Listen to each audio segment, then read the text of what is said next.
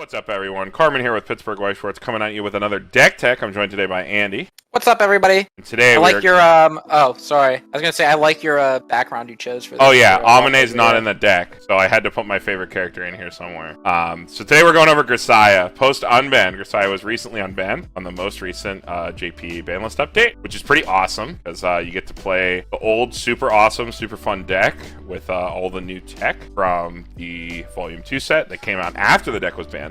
So it's really cool to be able to play a deck like at its full power plus extra. And because Grisaia has very unique tools, it is matching up pretty well in the current JP meta, and the deck's doing pretty good. I finally was able to pick up this deck after a long time. This is one of those sets that I passed on that I really regretted, and was finally able to pick it up after a good long time. Mostly thanks to the yen being completely in the shitter. It's a good time to pick up cards from Japan if you can. So looking at the deck, if you're familiar with Grisaia before Volume 2 and before the ban, it's going to look pretty similar. In fact, there's only 3 new cards in this deck, and that's mostly because the package that makes this deck so good eats up so many slots. Andy has also played Grisaia quite a bit. He's had it longer than I have, that's for sure. And, you know, it eats up a lot to be able to do the anti-heal, to be able to do the memory stuff and play all the events. You lose your whole deck pretty quickly. Yeah, I'm glad that you finally threw the deck together. You don't have to borrow it from me anymore. Yeah, true. But yeah, I don't know. I think, yeah, what you said about like playing the deck at like full power, and it's pretty much just supercharged now. Like the stuff that was like banned out before, for people who don't know, was like you need to hit a certain memory threshold pretty quickly to get the level 1 Kazuki online, be able to swing for 2 souls. So they kind of like banned out a bunch of, or like made you choose between which memory cards you want to run. But now that it's unbanned, you can run all the memory cards, and they even added in some new memory generators in the second set. So the deck's like even better than it was before, basically. Yeah, for sure. That hits the nail right on the head. All right, so we're gonna get into the cards by card here. So we're gonna start with probably the most important card in the deck. This is the Kazuki anti-heal. So when this becomes reversed, you can pay 1, send this to memory. No effect, but when it's in memory, when a card is put from either player's clock to the waiting room, choose an effects of a card of its owners, that player may discard a card from their hand in the waiting room. If you don't, block the top card of your deck. So this is anti-heal, but instead of having to pay stock to avoid taking that clock from top of the deck, you have to ditch a card. So it's not as strong as the stock one in terms of locking your opponent out of healing, because ditching 1 is pretty easy for your opponent to deal with if they have to heal, like they really have to heal. But this card becomes a lot stronger in multiples. So once you get 2 of this into your memory, your opponent is basically locked up from healing traditionally from the rest of the game. This gets dodged by stock heal, bottom deck heal, all those other weird forms of heal to hand,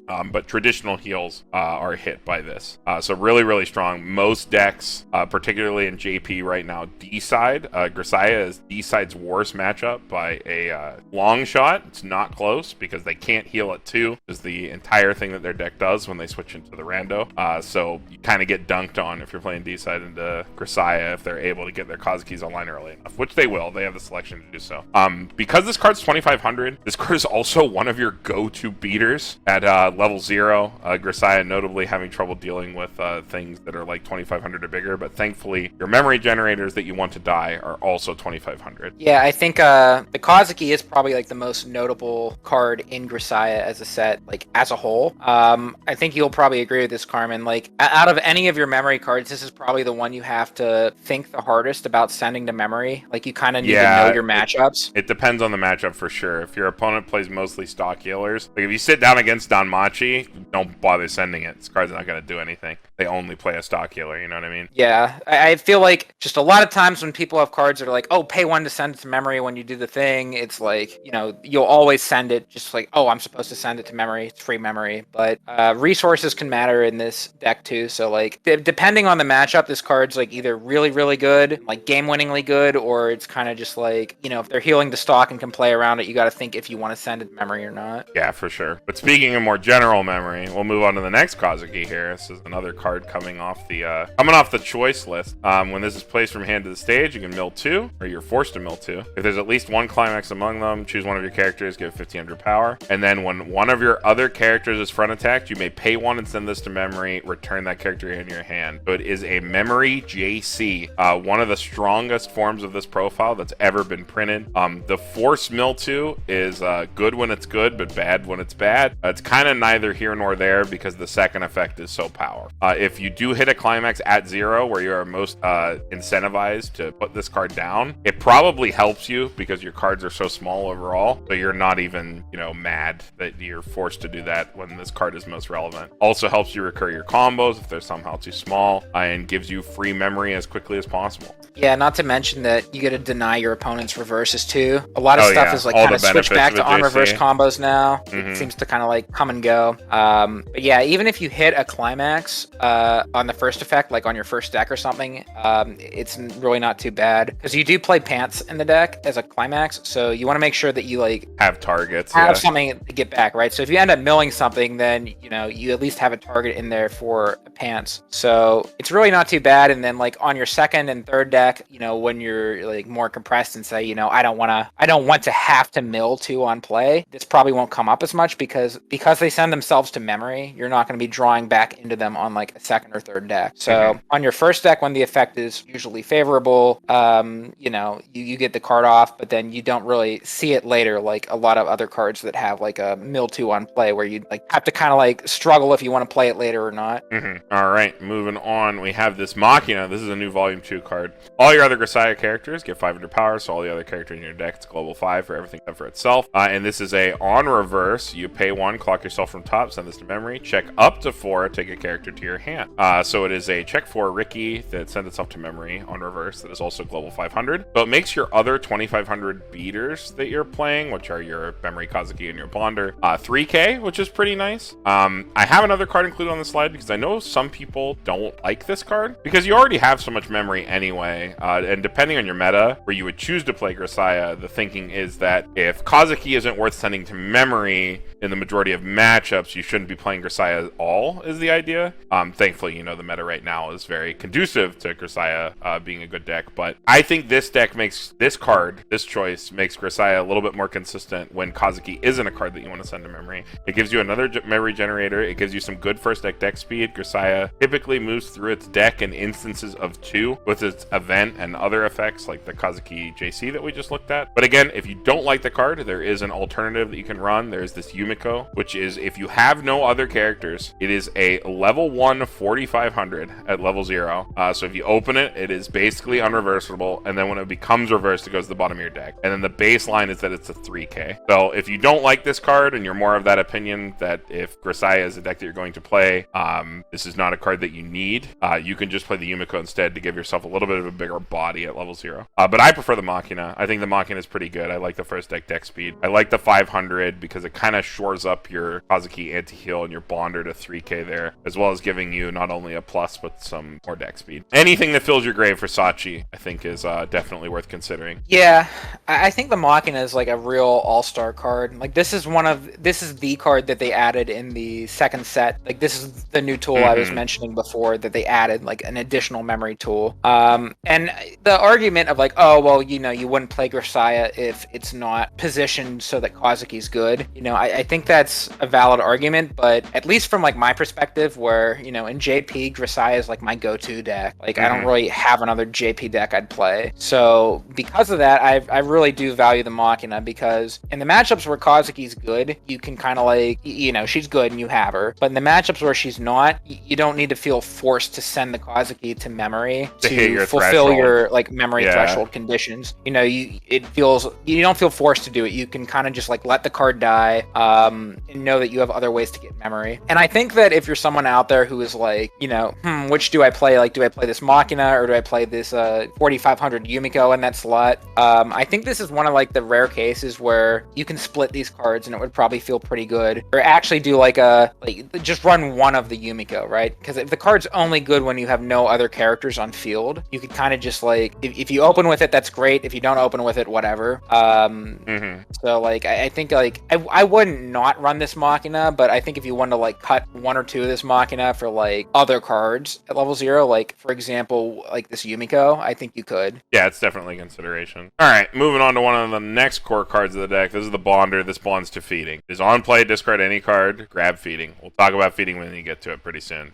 This card, notably, it's 2500 power because there's no other effect. That's important for Grisaia, as I've been mentioning. Your level 0 line is pretty small. You don't have a traditional oversized, traditional big beefy card. So the fact fact this is 25 bumped to 3k by the Machina is pretty relevant, as well as being your constant ditch out throughout the game. Feeding's a very high value event, but again, we'll talk about that when we get to it. So I'm going to move on to the next card here, which is this Kazuki Check 3 Brainstorm. On play, look at the top card of your deck, either leave it there or put it in the waiting room, so surveil top, and then you pay 1 rest this, check top 4 for every climax that you reveal. Look at up to 3 cards from the top of your deck, choose 1 card from among them, put them in your hand. Grisaia is a deck that is heavily incentivized to loop its combo every single turn from 1 all the way until you get to level 3. A card like this, which can ensure us getting our climax combo as well as other cards on the top of our deck and giving us more deck speed. Again, Grisaia pre-Volume 2, this is Volume 2 card, was kind of hampered on deck speed. It would only move through its deck in instances of 2. This is one of those cards that can really turbo you through your deck while ensuring that you can always get your cookings back to go off the next turn. The fact that it surveils when it comes down means that you are more likely to hit, especially on first deck, if you are still digging for your climax. And because of Grisaia's reliance on its climax for both level 1 and level 3, that is why this is our primary brainstorm at 2. The previous brainstorm that Grisaia played being cut down to 1. This card has been a massive overperformer. I'm glad that check 3s are finally seeing play in decks. I think Grisaia was definitely one that for sure wanted a card like this. But like the decks that have them now are definitely running them, like Zombieland and stuff like that. I think people are finally catching on. These cards are really good. So do you run it more for like I'm assuming you run it more for the top check 3, the climax insurance, because the Grisaia in set 1 has a brainstorm that like has the same scry effect on play. Yes. Well, it's actually a scry like to either top or bottom, but essentially does the same thing. Yeah, this is a surveil and then a check 3, whereas the old Yumiko was a scry and then a search. The check 3 is just a lot better for the deck. Okay. As well as being some extra yellow, which comes up. All right, moving on. 2 more cards here. We got the Chizuru Climax Swap. We talk about this profile a lot. This is the original one. On play, check 2, rearrange, and then Climax Swap. Really powerful effect. We're playing 2 because, again, Grisaia is very all in on its climaxes. You need to perform your climax combos to both play the game in the early game, mid game, and in the end game. So we're going to play 2. So if we trigger 1, we don't have to worry about it being gone. We also want to increase the chances that we mill it off our limited mills if we're trying not to hit on our deck, to make sure we have an extra copy in our grave to pick up whenever we can. It is a very high value card. So we are playing 2. Yeah, I know we were kind of like talking about this earlier, but I think Grisaia can use the information of the top 2 cards a lot better than most decks too. If you've watched our channel a lot, you know Carmen's usually not a fan of these like top 2 rearranged cards as much as I am, but when there's just so much in the deck that can really work off of this, right? Like, it'd be like, oh, I'll play a feeding now because it'll hit, like, and I'll just play on a -1 card hand because now I have a Yumiko chilling in here, but I got the stock back, so I'll do it now. Little stuff like that. It does add up when you play this down and check your top 2. You have a lot of good reactionary decision points that you can hit, which aren't typical. Grisaia can actually take really good advantage of it. Yeah, like definitely you play the card because it's a climax swapper first, but the top 2 rearrange effect is like actually really synergistic with Grisaia like as a whole. So definitely all-star card, yeah. Like a very well-rounded card for the deck, yeah. All right, last level 0 here. We got this Michiru Climax to Salvage, and also has on-play Surveil. This is our Climax ditch out of choice. It's sort of like our costless ditch out. This one's selective. Again, our Grave and Grisaia is our toolbox because of how cooking works, because of our general gameplay loop. So this is the one that I have chosen to run.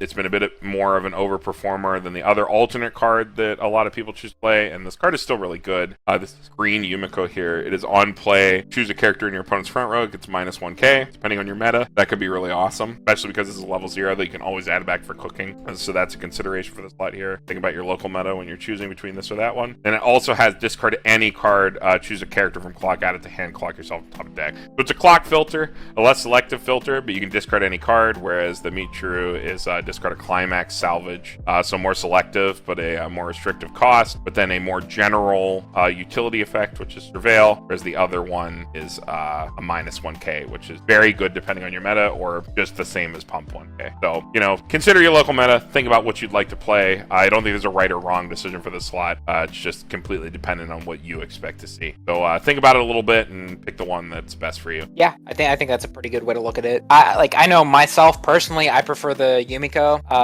but they're both like equally good options. They fill the same spot. Mm-hmm. Like you were saying earlier about like your level 0 lineup not being like particularly big and beefy, you know, that extra minus 1,000 power to like bring something down to a point where you can reverse could be nice. Could be nice, yeah. But early on, that's not like a huge concern because you can just side attack. So either or, you know, depending on like what color you're trying to fix for or what the local meta calls for. Yeah. All right, moving into level 1's bread and butter of Grisaia's gameplay loop. We got this Sachi. For each of your other Grisaia characters, it gets 500 power, and then whenever you play the door, if this is in your front row and you have another character, you can choose one of the following 2 effects and perform it. Either return a Sachin Cooking, which is the 1-0 cigarettes event, from your waiting room to your hand, or search your deck for it and add it to your hand on Climax play. So it's like Goblin Slayer, but it's when you play the Climax. So basically, on Climax play, you get the card. Card is a cigarettes, that's mill 2, salvage a thing. We're going to get into the gameplay loop specifically. I have stubbed it out. I'm going to teach you how to completely play Grisaia from beginning to end. It's going to be pretty cool. But yeah, this is a super simple combo. It sits big. It might randomly live. If it dies, you don't care anyway. You have a way to get it back. The combo is a built-in like loop level 1 and 0 like selection engine that lets you, you know, continue to play the game over and over and over again, make memory, do whatever you want. Grab your feedings, grab your bonders, or grab your bonders to get your feedings, grab what you want, and it just bridges you into the end game. And there's a pretty easy gameplay loop that you can follow utilizing the next card, which is the Kazuki Bomb. This is why we want to ramp memory in this deck. We want to hit a 3 memory threshold. Again, it is any 3 cards in memory. Gain 2k and a soul. Again, this is a 1-0 that gains 2k and a soul. So it's a costless 2-soul beater that is also a level 1 reverse bomb. So as long as we have turboed our memory from 0 to 1, we played like 1 feeding, maybe 1 Ricky, 1 anti-heal, or 1 JC, the bomb's online for the rest of the game. Doesn't matter. We can also do multiples. It's not like cards that need 3 different characters or 3 different names or something like that in memory. It's just 3 memory, which is pretty easy for you to hit. And after this is online, you constantly have a 2-soul beater available that also clears cards that Sachi herself cannot clear. All right, moving on. Last 2 cards at 1. We have the old Brainstorm that we're still going to play because it's still definitely good. It is a 500 to front self-tap salvage Brainstorm. We're only playing 1 because, again, we care a lot more about hitting our climaxes because our cooking events salvage, stuff like that, our feedings events salvage. We don't really need to hit even more cards throughout the game with all our filtering and stuff that we can do. But it's always nice, especially because it makes our Sachi sit at 6,500 cross turn with a full board, which is always cool. So we're going to play it as a one of. You pick it up when you can off a door trigger or something like that. Slam it down if it's relevant. Otherwise, you keep rocking that Kazuki the rest of the game. Yeah, like one of this is like, it's not even like a spicy tech or anything, right? Like you have so much grave access in this deck, it's fucking insane. Like between like the door triggers and then like your Sachi combo at level 1 getting your feeding or your cooking event, which can then easily get this card back to your hand, and then the feeding event, which is going to salvage whatever you want, can grab this back. You have so much access to this card if you want it, so you can kind of like I think Grisaia out of like almost any deck, like you can really like get creative and run like whatever one-ofs or like, you know, whatever like spicy one-of you want to, and like actually realistically be able to see it in this situations where it's important. You just have so much grave access, it's insane. Speaking of tech cards that are important in specific matchups, the 1/1 Yumiko Adachi, it is a bottom deck Adachi. When your opponent has a level higher than what they currently are, you can bottom deck that card. In the matchups where you need this, you will prioritize leveling blue and you'll play this. We are playing this because it is blue, and when you are more commonly just doing the general gameplay loop of Grisaia, having extra blue to make sure that your Yumikos are online when you hit 3 without having to do anything weird is more important. So we're going to play the blue one instead of the yellow Kazuki one from set 2. But you know, it's an Adachi. It does the Adachi thing. If you need to remove your opponent's big stupid card, you play this down. If you got to do it the next turn, you go and get it again, because that's how Grisaia works. You just keep doing the thing. Speaking of keep doing the thing, we're going to talk about the cards that let you keep doing it. This is the feeding.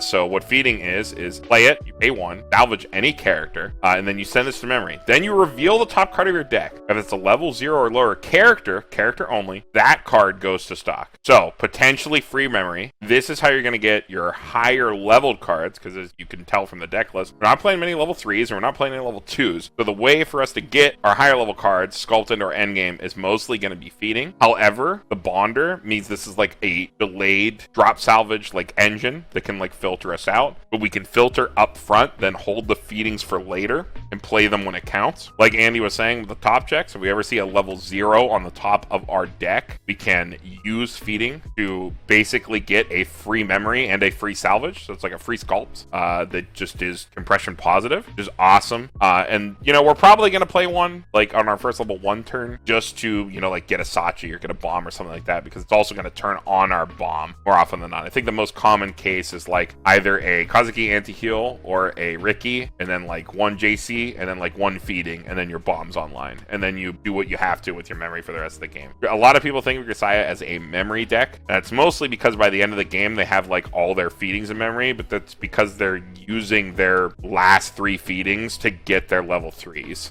If they don't brainstorm or hit doors, this is the main way they're getting their level 3s. So their memory looks a lot more stacked than it is when it's really just like 2 characters and 4 feedings, because it's mostly feeding that's going to be hitting the memory. I mean, you can like do it for free too. Like the fact that like you have a lot of stuff that just like top checks you on play, and if you ever like I like the line that you mentioned where like if you ever see a 0, you can filter with the like where you like filter with the event bonder, and then like you don't actually have to use the event immediately. You can kind of like wait, you know, if you don't need it right away, and then like on a future turn when you want to like pay out a climax, or if you see a level 0 on top, you fire it off. It's just really free. This card's insane. Like it's justifiably like banned in the meta that it was in. I think like it's a lot. It feels a lot like the mask. You're right. Yeah, like Slime's not a quote unquote memory deck, but like at the end of the game they end up with a lot of masks in their memory, just because it's like a good card that you're playing. This is just like the same thing. You just kind of like end up with these in your memory for free because it's like free. You can bond to it. It's pretty free to play. It can actually be free to play if you have a level 0 on top. So it's like a better mask almost. Yeah, feeding's nuts. Other event that we play it for the Sachin cooking. This is what our Sachi picks up when we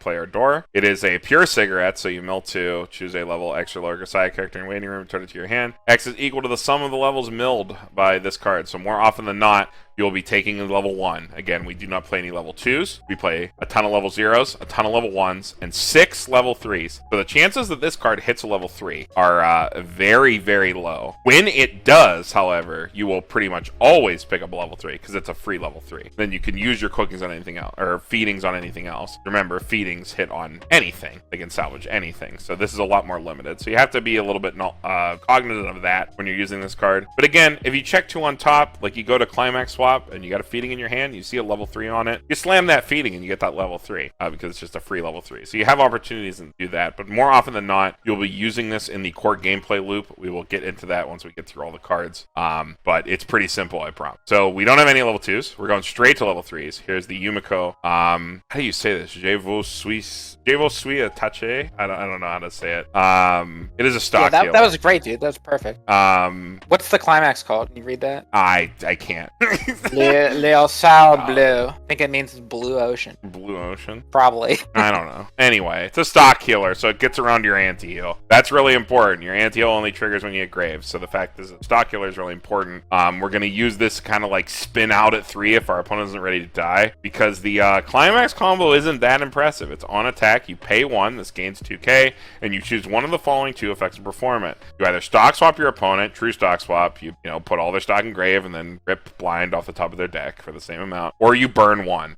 So the rate's pretty good. Pay 1, burn 1's fine. Pay 1 stock swap is actually really good, especially when it's mid attack step. Pay 1 stock swap does make this a pseudo like blowout card. Like say you go into your finisher, you have 2 of these, you like pay 1, burn 1, and then your opponent like eats it, and they have like 3 climaxes left on a small deck, and you're like, oh well, guess I stock swap and you lose. You get those like free game like opportunities with this card while having a really high baseline where it's a cheap healer, and then you have that pay 1, burn 1, which is a good rate, and then you have random blowout potential on the other end. It's better than it reads, but it's still kind of middling overall. The high power line's pretty good too. The fact that it just hits 13 for free. There are a couple other tech cards you could play if you want extra power, but that's more than good enough for a deck like Grisaia. If anything, you want this card to go to grave so you can grab it back and play it again, because even if you pay 1 stock to get it, it plays for an overall 2 stock and gets you a heal. So kind of unimpressive to read, but trust me, when you play it, it's pretty effective. Yeah, remind me at the end. I have something to say about this card, but keep going for now. But I do have like an additional talking point about Grisaia at the end. end. But Yeah, sure. yeah, card's good. We are playing one of the Kazuki Musashi early play. So it is a 2 or less early play. It gains 1500 power when you play from stage for that turn only. So it's 11k when you play it. And then it has Musashi. So when this card's damage is canceled, you mill top card and deal X damage to your opponent, where X is equal to 1 to level that card. More often than not in this deck, that's going to be 1 or 2, because you play mostly only 0s and 1s and climaxes. Very rarely will this ever burn for 4, and it will never burn for 3. So your only possible options with this card are 1, 2, or 4. So just keep that in mind in terms of what damage this can possibly do. There is an alternative card that you can play in this slot. Is a also 2 or fewer climax early play. It has an addition. It's also 11, but all the time if you have 2 or more characters. And when you play it from hand to stage, you can pay 1, choose a cost 0 or lower character in your clock, put it any slot on your stage, and that character gains 1000 power. But as a pay 1 heal on play from clock, also dodges anti-heal. The cool part of this card is that you could pay 1 and summon a bomb and get 2 soul beaters or 3 stock, which would be pretty cool. 1 would probably die, but still, that's pretty efficient for also getting a heal that dodges your own anti-heal. However, that's a little too cute and a little too much stock than we want to play. Again, we're playing 1 of this card. We are only going to play this in the games where we know the game is going in such a way where we can afford to do so, and we want that little bit of extra chip damage to sort of grind it in our opponent's face, because we would more often than not want to just continue our normal gameplay loop, even if we have to crash because it's so free because of our event engine. So more often than not, we're not going to play this card, which is why we're only playing 1. But in the games, when they're going well, this card's pretty good because it's just extra chip. Yeah, I really like the running the Kazuki, or you can say that, the Musashi over Kazuki, the heal to field, because like you said, your finisher is kind of like the Yumiko can be kind of underwhelming. Like it's very versatile, but doesn't have a ton of reach with just like burn 1. So being able to like, you know, you can use this card as your early play, or you can use it as like an off finisher later on too. So it feels kind of like multiple roles. Either, you know what I mean, like play it early and like get some extra damage in the mid game, or like drop it down on your finisher turn as like an extra like damage insurance. Damage chip, yeah. Burn, yeah. So I like this option a little bit better than the healer. Yeah, especially as a 1-of when we have to run so lean. I feel like an early play healer, I would want to play more and play into it harder. Whereas this is like, oh, my game's going good. I'll get the Musashi. I don't need to heal anyway. Whereas the other, you have so much grave access. You just grab this if you need it, or you grab the other one if you need it. And then, like, you know, if you play this at level 2 as an early play, you know, you can crash it out, and then like later on you can grab it back with like a feeding or something. Yeah, you can just do whatever you need to do. The 1-of tech's pretty nice. And the reason we're only playing 1 is because we're playing 1 of this new card. So this is a Chizuru. During your turn, if you have 4 more other characters, this gains 5000 power and anti-event and anti-backup. So pretty good into the current meta when you have to play against stuff like Kanata or, you know, Mushoku that is choose listing into the tap counter. I don't know exactly what they're choose listing into in JP right now, because I haven't seen anybody play the deck. But anyway, plays around defensive counters because it can't play events or backups, gains a ton of power, which is good because this card needs a reverse for its second effect, which is during your turn when this card's battle opponent is reversed, you may pay 3, burn 2.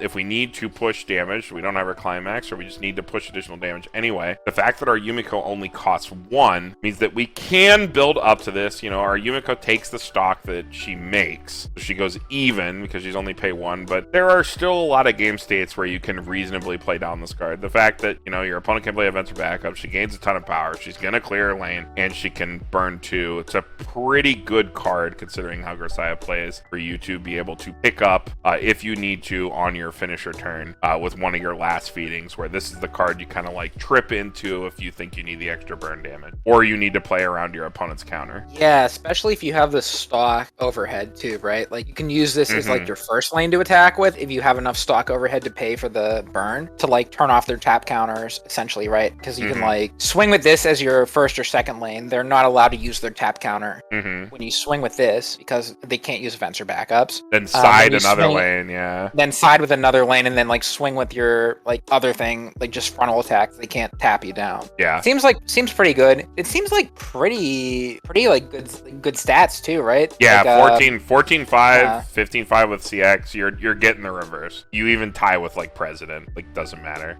President with a 1/1, even if people are playing that, which they aren't, but still pretty cool. I'm a big fan of this card. Massive overperformer. I was kind of sus on it. Shout outs to Jason for convincing me to play this. He was like, sleeve it, trust. You know what? He was right. All right. Yeah, I'll probably try this card out too. I didn't know they had good. this card. This is pretty good. Climax lineup, Door Pants, pretty good. We want to play climaxes every turn and we want to grab level 3s from our grave because our other cards don't really get them outside of feeding, which costs 1 coin flips to give us our stock back. So the Climax lineup is completely synergistic with the playstyle, and you don't have to do anything to play around it or take additional advantage of it. It just kind of like works.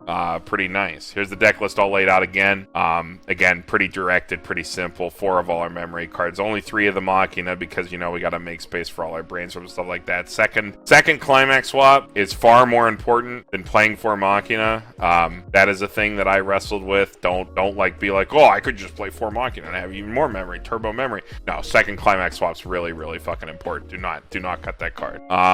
Level 1 lineup, like we said, tech cards and a bunch of our other crap that we need to do to make our event package broken. And then it's super lean level 3, only the essentials. Bunch of stock healers and you know, our 1 Musashi and our 1 burner. So Grisaia has a bit of a reputation. That reputation, I think, is perfectly shown in this brief play guide that I have thrown together here. So, this is how you play Grisaia. At level 0, you resolve as many anti-heal, JC, or Machina as you can. Just do it. As many as you can. As many as you draw, you throw them on the field. And this is what you do from every turn after that. You look down at your hand. Does your hand have a door in it? If the answer is yes, you use your Sachi and Cooking to grab a Sachi. And you play out your Sachis, and then you get your Cookings back. And if you don't have the door in your hand, you use your Sachi and Cookings to get the bomb, and you just throw the bomb out. And you do that over and over and over again, total smooth brain, until you hit level 3, and then you play your Yumiko and the pants, and then you win the game. That is literally how Grisaia works. I am not kidding. I am not memeing. That is how it goes. Total smooth brain gang. You just go after, get after it.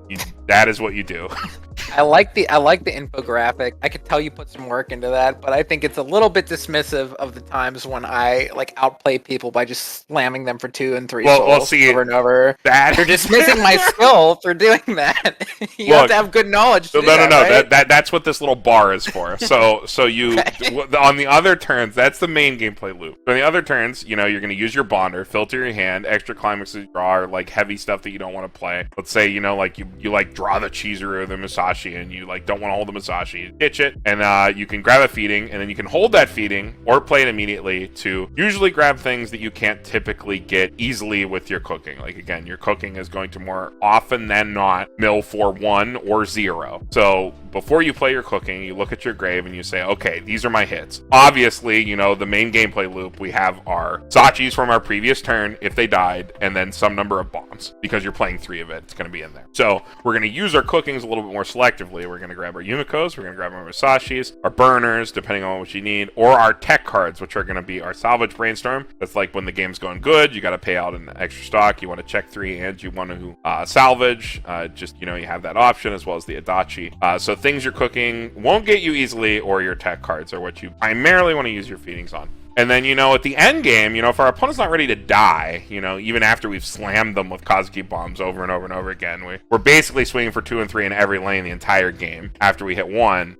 If your opponent's not ready to die, this is where, you know, like holding your feedings and not immediately firing off your feedings is really important. Which is a lot of things I think that people who like pick up Grisaia tend to like just fire off their feedings immediately. It's really important to like hold those feedings that you don't particularly need to play so that you can grab your Yumikos back without having to chance hitting a brainstorm, so that you can play it on your Yumiko heal, and then when it dies, play it down again if you have to stall for another turn. Because again, if you're playing the deck into a deck that's like, you know, also trying to grind you out, your opponent can't heal and you can. So even though this seems like kind of sus for like a normal deck, the fact that your opponent cannot heal and you can makes like kind of looping this Yumiko to grind out the game until you're ready to go for combo a viable strategy. Of course, you can also just use the salvage brainstorm if you've picked that up previously off a door or a previous feeding to also try to like loop your combo, because, you know, for 1 stock you grab back your Yumiko combo, you heal again at 2 stock, like you should be able to do 1 or 2 depending on how much stock you made throughout the game. But yeah, this is the general gameplay loop. It is mostly, I'm gonna be honest, the left side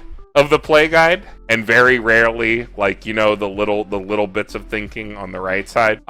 Deck's definitely smooth brain gang into like GG easy, like whatever, slam Sachi, slam Kazuki bomb. But it's a lot of fun. The deck is super smooth. Feels super good. Big fan. This is my magnum opus of white content creation right here. This play guide. It's a pretty flow chart for sure. Yeah. I think you bring up a good point about the feeding. Like, Yeah, don't fire them off immediately. That's like the big thing I see people do when they pick up Grisaia is like they fire off every feeding on like their first level 1 because they go, it's free, it hit, I'll play another one, and then they hit again, and then they're like, oh, now all my feedings are gone. Like a big thing with memory that you have to realize, and I bring this up all the time, especially when people complain about how broken memory is you have to think about memory being, oh, I banished my card, I can no longer ever get that card again. So like you will slowly lose your feedings. You won't always have them. You send them all away. Yeah, don't give all your food out at once. I did have something I did want to mention earlier though about the talking about the Yumiko and stuff. Yeah,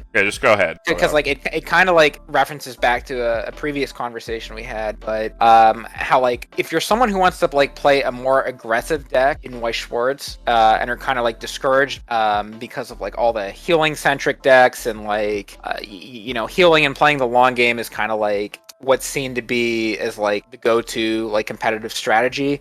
I think the Grisaia deck is one of like the truest senses of a tempo strategy in Weiss. Tempo is like a term that's just thrown around and people don't really know what it means per se, but I think the fact that it's the combination of like overall like the pace that your game is going compared to your opponents, right? So the fact that you're swinging for big damage throughout the game with the Kazuki 2 Soul Bomb, that accelerates you on the tempo spectrum, right? And then couple this with the disruptive effects that the deck has, right? You have things like the JC, which denies your opponent their level 1 combos and their chance to get reverses, which ends up with you being ahead of them. You have something like the Yumiko finisher, right? Burning for 1's not like a huge damage threshold per se, but the versatility with the card being able to, if they're compressed, let's say you can like stock swap them, right? Mid-battle stock swap's always just mid-battle stock swap, and like you have all these disruptive effects that most decks don't have the pleasure of playing with, right? I think like the other example of a good tempo deck in Weiss is like Attack on Titan. You have a lot of ways to like push damage yourself while also interacting with the opponent and disrupting them by preventing them from getting reverses, by saving your characters, by interacting with their ability to do certain things, their ability to generate a mountain of clean stock and sit on it because you have stock swap. You're interacting with their ability to heal with your anti-heal. You just get to like fight on a reactive axis that like a lot of decks don't get to, and I think that's like a big strength of Grisaia. Yeah, for sure. And if you don't want to play like a heal spammy like defensive deck and want to play something a bit more aggressive and see good results, I think Grisaia is a very good deck for that. Yeah, I can definitely agree. I do think like one of the best parts about the deck, especially like, if you have the privilege and opportunity to attend like a very long number of rounds JP event, Grisaia is like totally up there for one of the decks that I take, because the amount of like mental energy you have to put into like your normal game plan is like very, very low. It's super straightforward. Again, it's like totally the graph. Like it is this brief play guide, like straight up. So over a long number of rounds, with this being this consistent and like this powerful, Grisaia is one of the most consistent decks to ever do it. I'm gonna be honest. It is super, super smooth. You do the same thing every time, and you can always do it, provided you don't dead draw the door. And even then, as long as you're making memory, just play the bomb and mash Brainstorm. Because if you're not drawing them, and if you're not canceling them,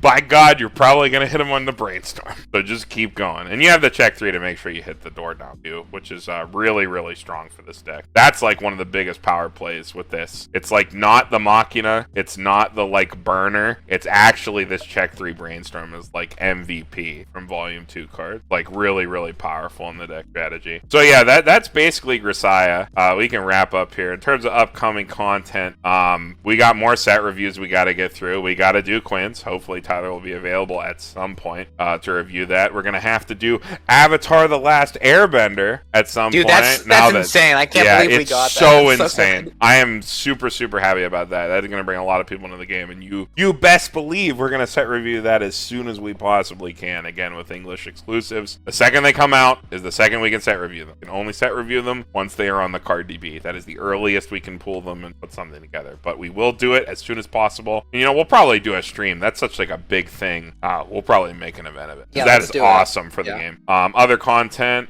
we got some FGO stuff in the chamber that we're working on. Andy's working with some of our other locals to have like a multi-deck tech and some other stuff coming up. So keep an eye out for that to win. But I think that is it. Thank you for joining us. Pittsburgh White Shorts signing off. See you guys in the next one.